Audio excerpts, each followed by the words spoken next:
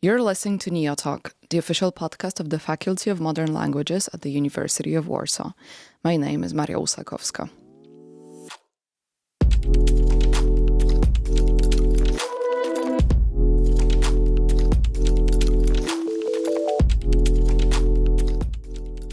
In 2017, the Underground Railroad by Colson Whitehead won several important awards, among them the Pulitzer Prize for Fiction and the National Book Award for Fiction. To some, it may seem surprising that a novel revisiting slavery in the 21st century had such a critical and commercial success. However, in order to understand this, we have to take a look at the bigger picture, the context of Black America of the past 20 years, and the contemporary trends in African American literature. In today's episode, my guests are Anna Pochmara and Raphaël Lambert, with whom we discuss the new, or not so new, tendencies in contemporary Black novels. Anna Pochmara is an assistant professor at the Institute of English Studies, University of Warsaw. She's the author of over 30 articles and reviews in the field of American studies, an editor of one anthology, and the author of 2 books, The Making of the New Negro, Black Authorship, Masculinity and Sexuality, and The Nadir and the Zenith, Temperance and Excess in the Early African American Novel.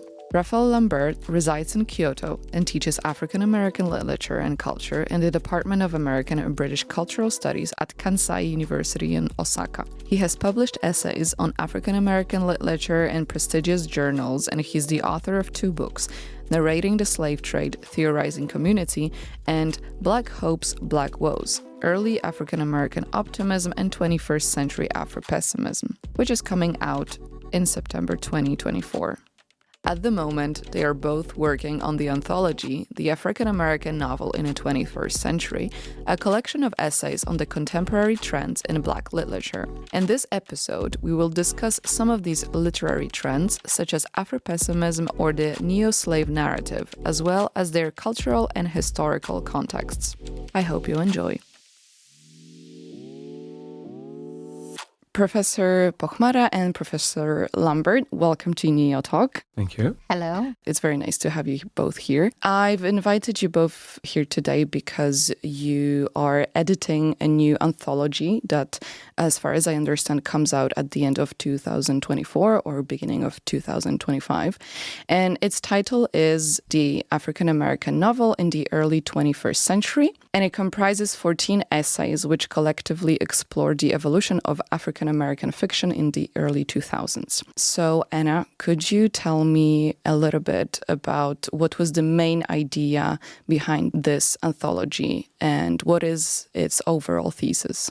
So there is a new series from Brill that is devoted to the European perspectives on American studies. And we thought that the beginning of the 21st century is such an important time for African American fiction. There are so many great fiction writers, and especially for African American novels. So the editors of the series reached out to us and invited us to prepare such a volume. Yeah, I don't have much to add. That's pretty much, I was very flattered that Anna asked me to join and co-edit this anthology because there's a lot to explore, and that's what we've done. Yes, and that's what we will try to do a little bit here today. So first, I would like to ask you about kind of the taxonomy of the African American literature, because there are certainly common themes that appear across all Black literature when we're talking about African American particularly. But can we say that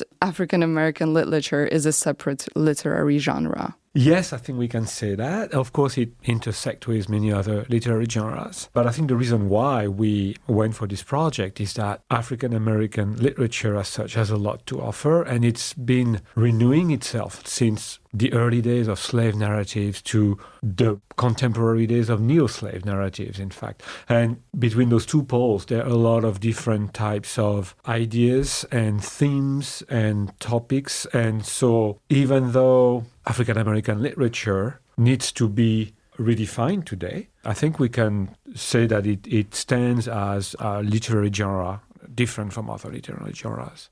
What Raphaël said about the continuity is very important. So we talk about these 4 different modes that we have identified in contemporary African American literature. Among them, there is, for example, the speculative mode that goes back to the late 19th century. So not to mention the neo-slave narrative that is an obvious continuity of the non-fiction genre of the slave narratives. So there is this continuity that enables us to talk about African American literature definitely as a distinct field, as a distinct corpus that we can study.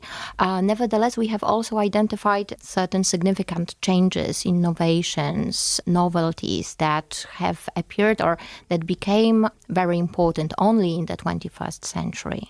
Could you tell me what are the common topics that appear in African American literature? I would say that African American authors tend to tackle African American issues. It's quite obvious to say that, but you will find a few authors who are not African American and who also talk about the topic, but generally this particular genre is filled with people who are fiction writers and who also experience what it means to be African American on a daily basis. So there is that connection. I would start this way. Right, so definitely the way that African American fiction has been defined is precisely by this very close relationship between African American writing and African American experience. However, it's very problematic because the question, what is African American experience, what does it mean to be Black, what does it mean to be African American, is not an easy question. And critics, at least since the late 20th century, started to problematize the notion of being Black and being African American. So on the one hand, we have identified this body of writing that clearly has a lot in common, and that we can see in that body of writing clear continuities with African American writing of the 19th century. On the other hand, many critics started to problematize again, what does it mean to be really Black? What is the authentic Black experience? And these probings, these questions have also influenced the way that we approach African American fiction and the way that many writers write about African American experience today.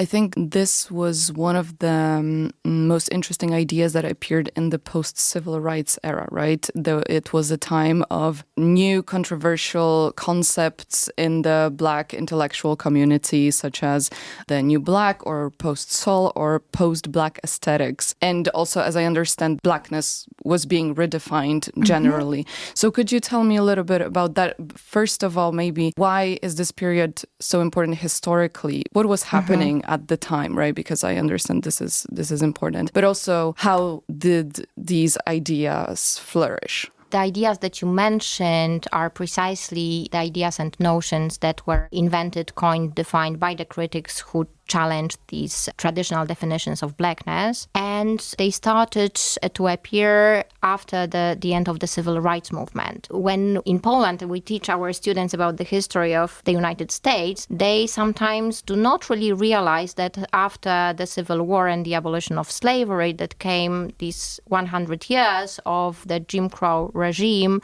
and segregation. That is, African Americans were legally segregated in residential areas, in schools, on public transportation. And it is a shock to many students. It is shocking that it lasted, this regime lasted almost 100 years, and with the victories of the civil rights movement in the 50s and in the 60s, it was gradually, it was abolished. So there is no legal segregation now in the States. However, there is de facto segregation. So most Black people do not live in racially integrated areas. Nevertheless, a lot of critics claim that with the end of the civil rights movement and with the victories of the civil rights movement, the approach to race and racial problems in the States should be changed. And issues such as class, gender should be focused much more on. And the idea of what it means to be Black that was dominant during the civil rights movement, these 2 decades of struggle with oppression. And because it was about the struggle with oppression, against oppression, the idea of what it means to be Black was this militant, very masculinist idea that excluded a lot of different ways of being Black, that excluded many women's experiences, that the voices of the civil rights movement, or not to mention the Black Power movement, were very frequently homophobic. So they focused on the one version on Blackness that was very usable at the time, but excluded many different voices that wanted to be heard after the end of the civil rights movement. And this is what the new Black aesthetic is all about, and the post-soul aesthetic, right? So there is no Black soul like in Dubois's Black soul, although the term is primarily derived from the soul music. But Black cultural expression should be allowed to be a hybrid, to draw from many different sources. Most recently, we have this new term, 21st century term, post-Blackness, in a book by Torrey, who talks about post-Blackness as this kind of identity that is rooted in Blackness, but not constrained by it, which is still a very controversial notion. So a lot of African-American writers, intellectuals, and readers are still very much attached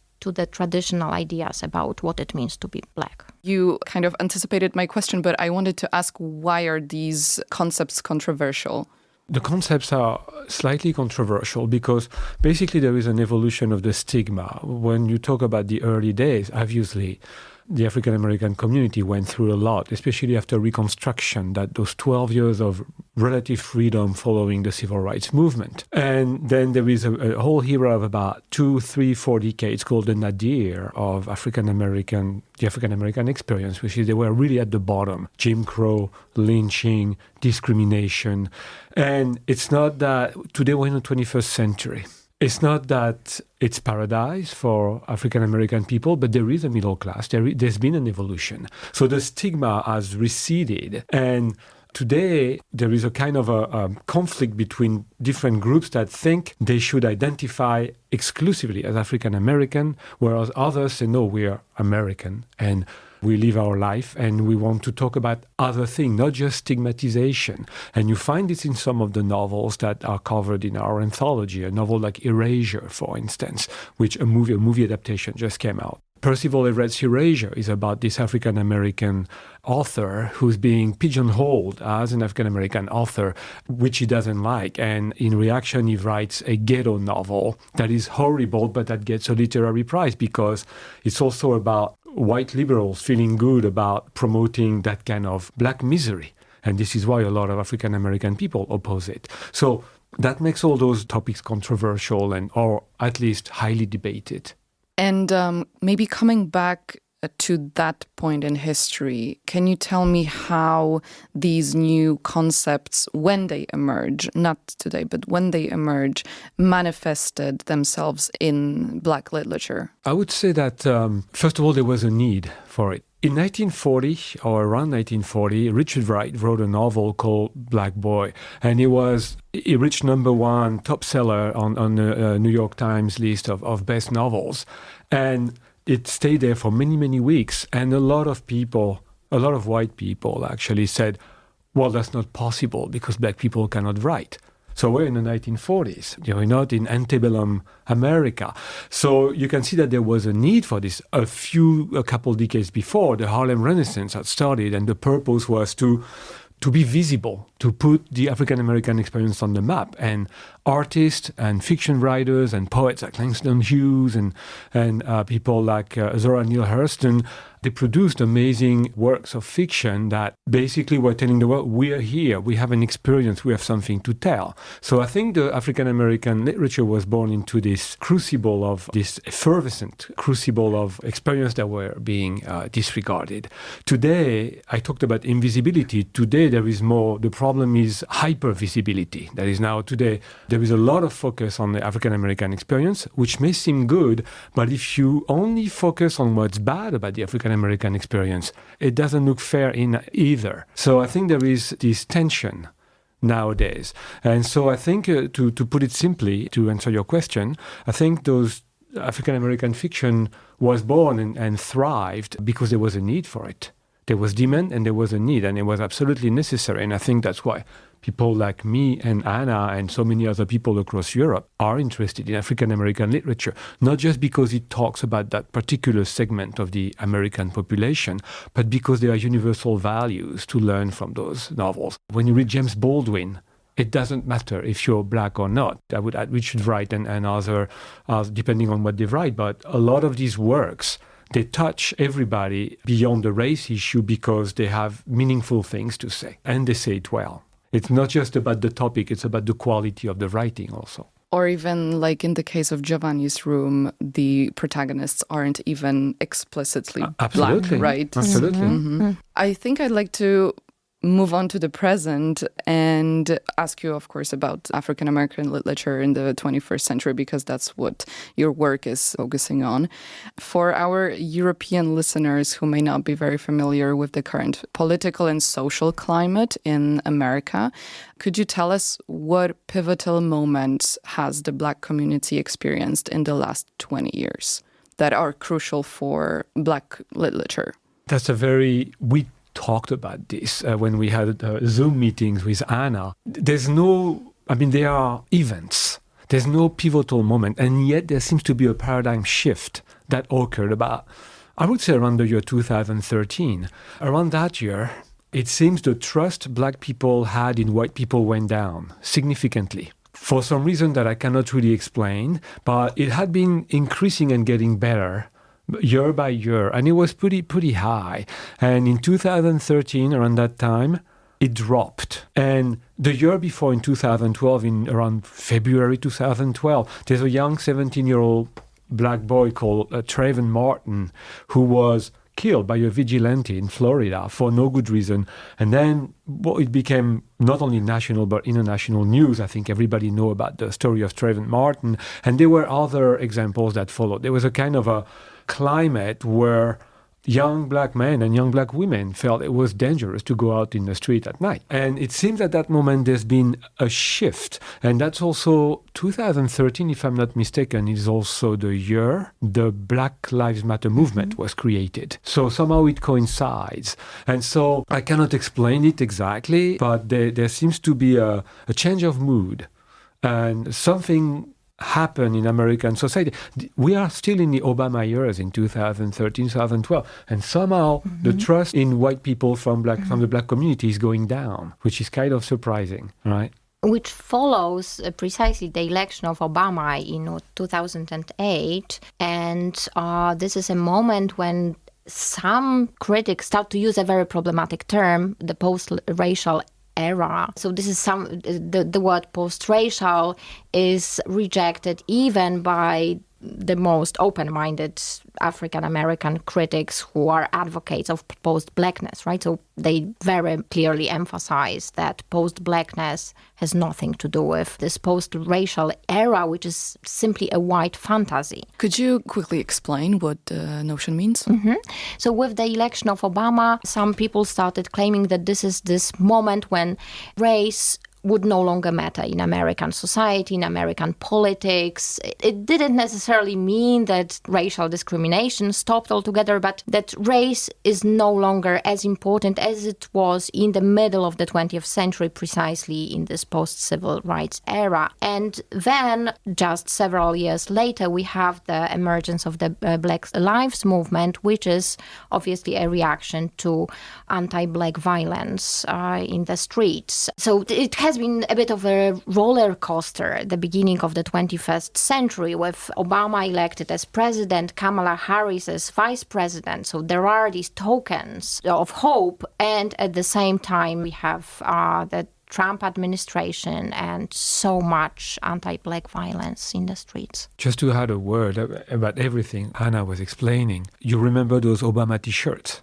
Hope was written under the Obama logo, so there was hope in 2008, and somehow the word hope has disappeared from the vocabulary. I think speaking of hope, this is a great segue because there is this new trend in Black literature that is called Afro-pessimism. And I read that it was a term coined by Frank Wilderson in his memoir or manifesto in 2020. Could you explain what Afro-pessimism is trying to say about Blackness and anti-Blackness? Sure. So Afro-pessimism is a term that you won't hear much in mainstream culture, and neither will you hear it in academia. Few people use that word. However, there's a little group of African-American scholars who basically claim they are Afro-pessimists. The figurehead is indeed Frank B. Wilderson III, and there are a few other major people like Fred Moten and David Marriott, and I would add Saidiya Hartman in that group. And the point is those people have a very lively debate among themselves, and it's not that they agree on the basics, but they don't necessarily agree on everything. But to answer your question specifically, Afro-pessimism is a new, so it's not a philosophy, it's not a movement, it's a bit like deconstruction. They try to take a concept apart and reveal the truth that is underneath. However, it's different from deconstruction because the purpose at the end of that analysis is always the same, anti-Blackness. So Afro-pessimists, a group of intellectuals who believe that Blackness must be separated from anything else. And I mean everything else, not just whiteness. Black people are the ultimate, they equate Blackness and slaveness, to put it simply, to use Frank B. Wilderson's terms. In fact, Wilderson uses the term species. So we took decades to get rid of that problem of saying that, blacks are a different species. And here we are with Afro-pessimists who are now on the scene for the past, since the early aughts, since the beginning of this century. They are saying, we are a different species. And there should be a black revolution. And they used a term used by Frantz Fanon, the French Martinican French philosopher, of tabula rasa, of a clean slate. So they really want a complete change of the world. But it seems their attitude is, I would say, more vindictive than constructive, really. They're not trying to... If you took the black Marxist, for example, from the past, their idea was like, everything's wrong, there is discrimination, there is this mistreatment of black people, and we should do something about it. Today, Afro-pessimists are saying something different. They really want a complete change of paradigm, in fact. They want a complete change of everything. And so that's why they call themselves Afro-pessimists. I should emphasize that it's very Americanocentric, by which I mean, talk to people in Africa. If you talk about Afro-pessimism, what are you talking about? Right? It's something that's really African-American. And so, I would say the tenets of Afro-pessimism is this idea that black people should be treated differently from the rest of us, of everybody else, because their destiny is different, because from the beginning, from the birth of humanity, they have been rejected and they've been treated like slaves, which may not be completely true. We would have to ask anthropologists about this, but I'm not sure that really holds as an argument. Does this somehow manifest in literature? Of course, you will find, it really depends on the authors, but you will find some novels where those ideas percolate. They come through. In the anthology that we co-edited, there are a couple essays who touch on it. And as far as I'm concerned, the example I can think of is The Underground Railroad by Colson Whitehead, where some of these ideas come across, where the Underground Railroad, it's a catalogue of atrocities against black people. And when you read The Underground Railroad, even though the protagonist at the end seems to reach the end of the tunnel, so to speak, there's been so much, not only violence, but as you know, he plays with the timeline. The Underground Railroad uses things from the future that he puts at the time of slavery. And so it kind of confuses the timeline. And that's something Afro-pessimists do a lot.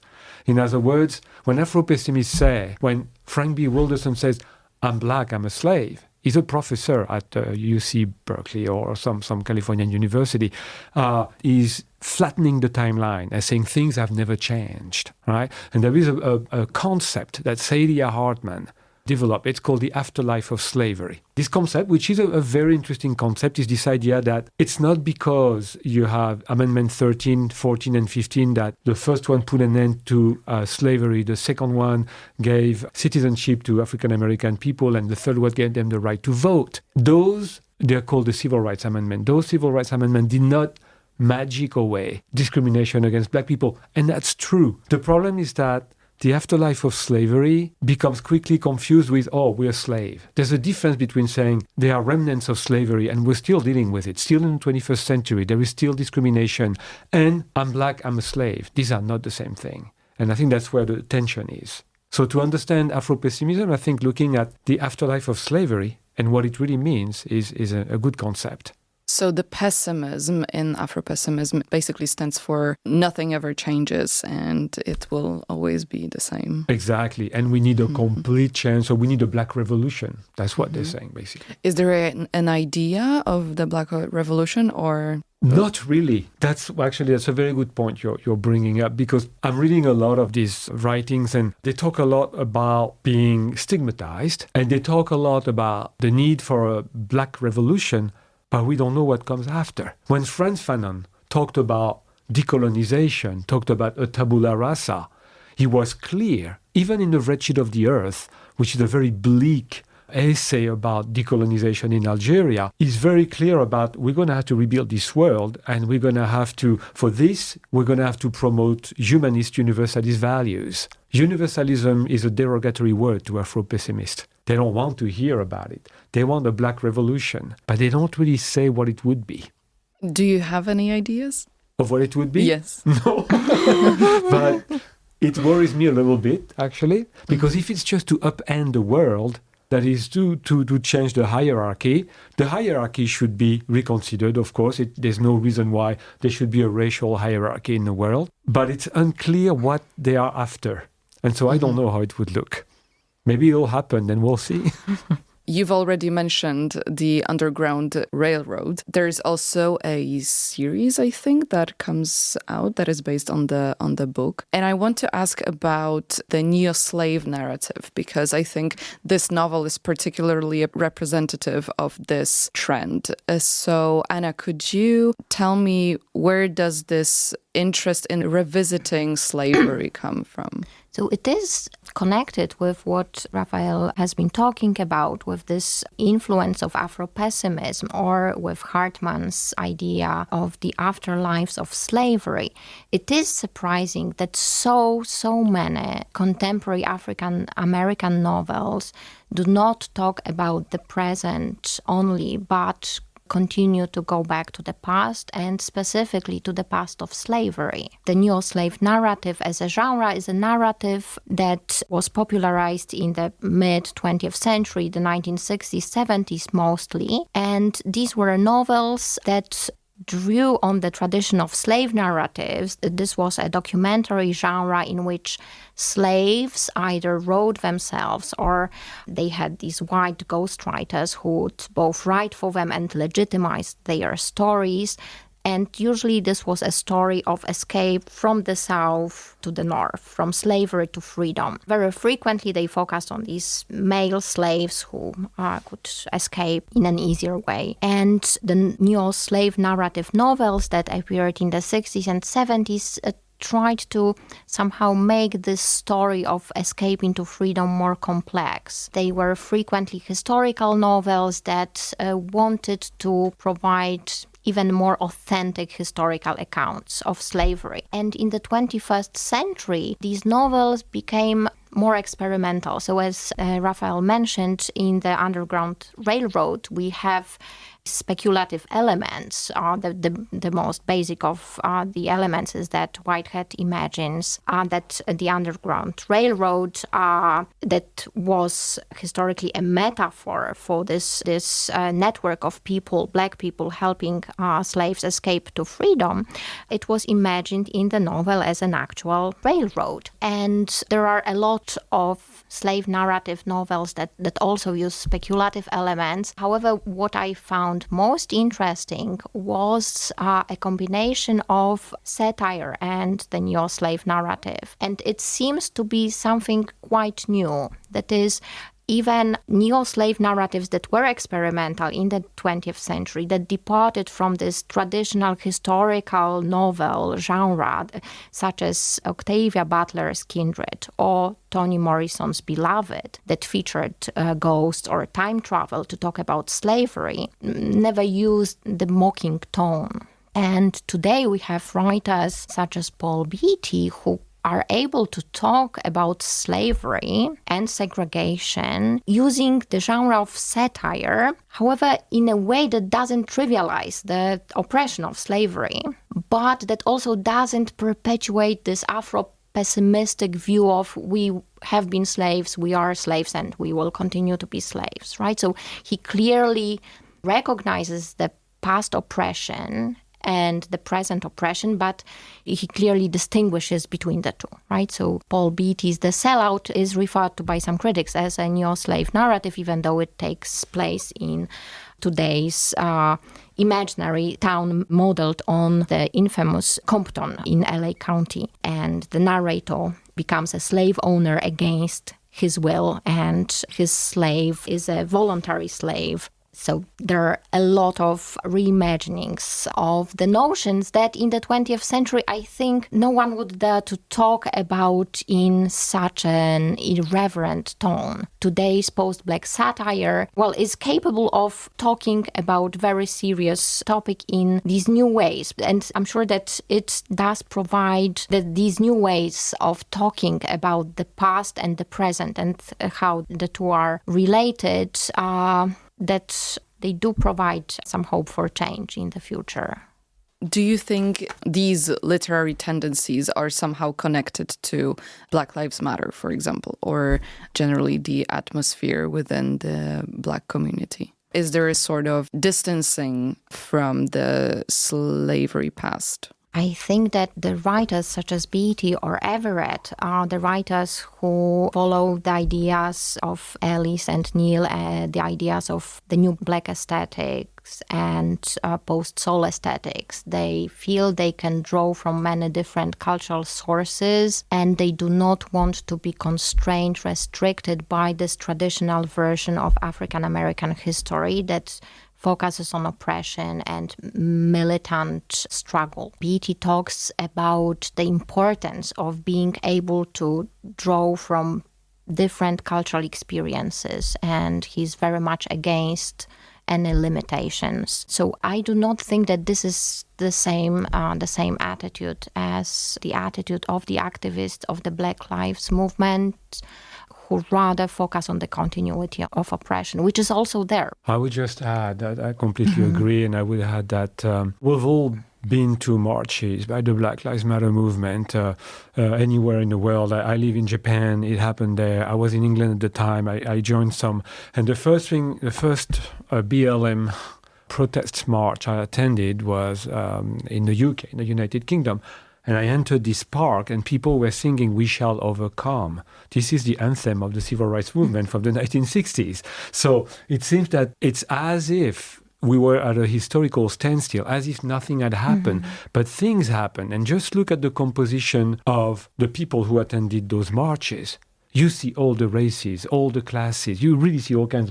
So everybody in the world, after the death of George Floyd, agreed that there is a problem with anti-Black violence. So the problem is not to deny this. The problem is how you deal with it. And I think people like Paul Beatty and Percival Everett and Colson Whitehead in other novels, they perfectly understand that. And they do not want to write a Black novel. They are fiction writers, and they write what touches them, and they may choose the topic of being Black, but they're not going to keep it into this narrow-minded framework of militantism. By definition, militantism is going to bring people to toe the line, to follow a certain way of thinking.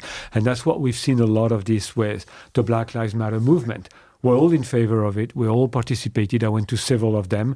But there is a certain number of these people who are into the kind of militantism that you saw for good reasons in the 1950s and the 1960s. But the 1950s and the 1960s are not the 2020s. It's another world. It seems some people do not make the difference. So I think that's why those novels that Anna was mentioning are so important, because they're for everybody. They're not for a little group of people.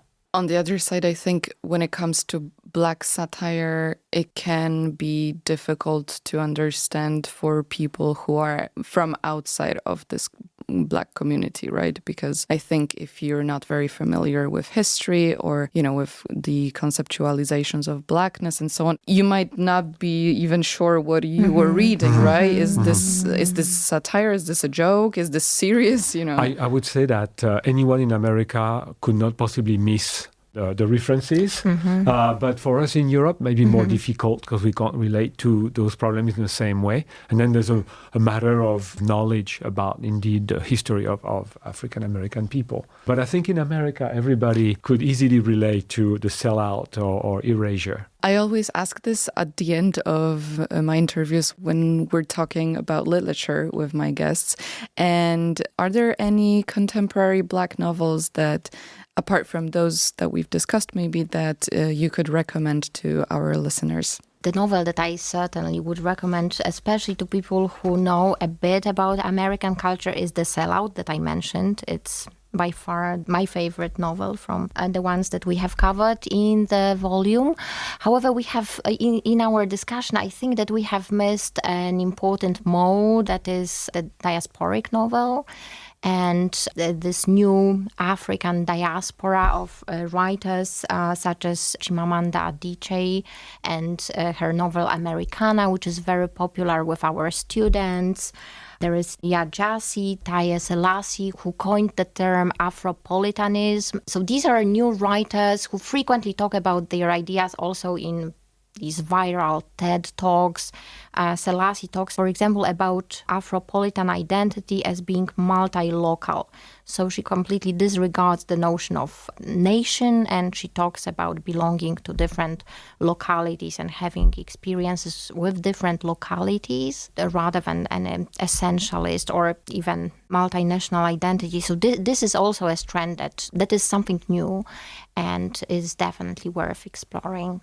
I agree with all. It's important to mention those authors. Just recently, I've read a novel called The Love Songs of W.E.B. Dubois by a poet, actually, but that's a novel in this case. And her name is Fanon Jeffers. I forgot her first name. It's three names together. Sorry, I forgot. But it's called The Love Songs of W.E.B. Dubois. And it's a saga. And the reason why I'm thinking of that particular novel that I really liked is that when you talk about African-American saga, you immediately think of Roots. And Roots by Alex Haley, a novel from the 70s. And Roots was very much about going back to the roots in Africa. But in that novel, in The Love Song of W.E.B. Du Bois, Jeffers does something entirely different. She starts in early colonial America, and she shows how the African-American family is very diverse and very mixed, often through violence in the early days especially. But in that novel, she has Native American ancestors and, of course, white ancestors and, of course, Black ancestors. And she shows how, through several generations to this day, how this family has evolved.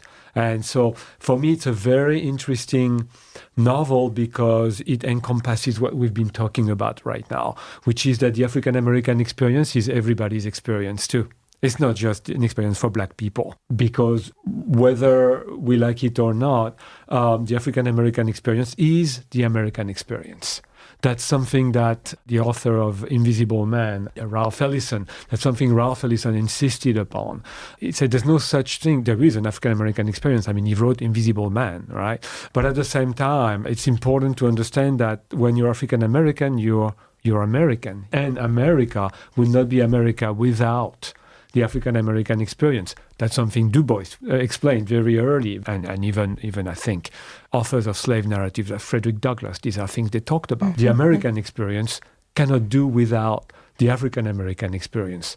This is why today the debate about critical race theory in America, whether it should be taught at school or not, is a debate that makes no sense. Of course it should be taught. How can you be American and ignore what has been going on in your history? The real problem is how should you teach it, and that's another story for another day. But so if I had to choose one novel, I would go with this one. Thank you so much, Professor Pochmara and Professor Lambert. Thank you so much for being here. Thank you. Thank you for the invitation. Thank you.